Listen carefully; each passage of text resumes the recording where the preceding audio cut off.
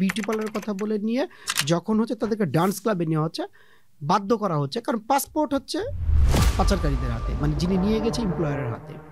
এখন তাকে ডান্স ক্লাবে নিয়ে ডান্স করার একটা পর্যায়ে তাকে কিন্তু খদ্দরের সাথে কিন্তু থাকতে হচ্ছে, রাত্রি যাপন করতে হচ্ছে।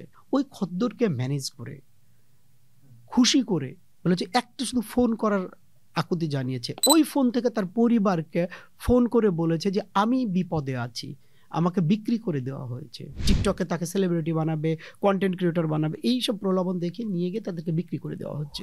ওদের ভিডিও কলে পরিবারকে রাখা হয়, মা, স্ত্রী, সন্তান, বাবা, মানে কাছের মানুষকে। একটা মা যখন দেখে তার সন্তানকে পেটানো হচ্ছে, বিভৎস করে পিটাচ্ছে, তখন কিন্তু ওই মা কিন্তু যা আছে সব বিক্রি করে টাকা পাঠানো, কারণ তার কাছে দুনিয়ার কোনো সম্পদই কিন্তু আর মূল্যহীন তার সন্তানকে বাঁচার জন্য।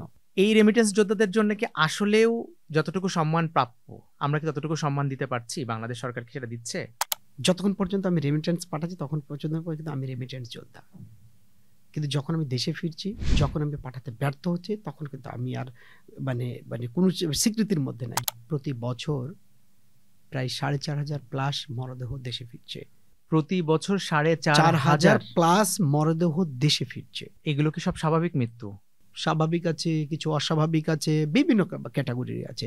একটা মরদেহকে একটা ঠেলা গাড়িতে করে উঠানো হচ্ছে, টানতে টানতে বের করা হচ্ছে।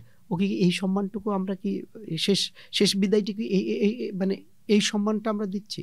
আমরা এয়ারপোর্টে কি করতে পারি না ভাই, যে একটা জাতীয় পতাকা খচিত একটা স্টেজ থাকবে যেখানে এই রেমিটেন্স যোদ্ধার মরদেহগুলো এসে অপেক্ষা করবে, ওখান থেকে পরিবারকে সুন্দরভাবে রাষ্ট্রীয় মর্যাদায় পরিবারকে দেওয়া যায়? এটিকে রাষ্ট্রের প্রবাসী মন্ত্রণালয় বা রাষ্ট্রের খুব বেশি খরচ হবে?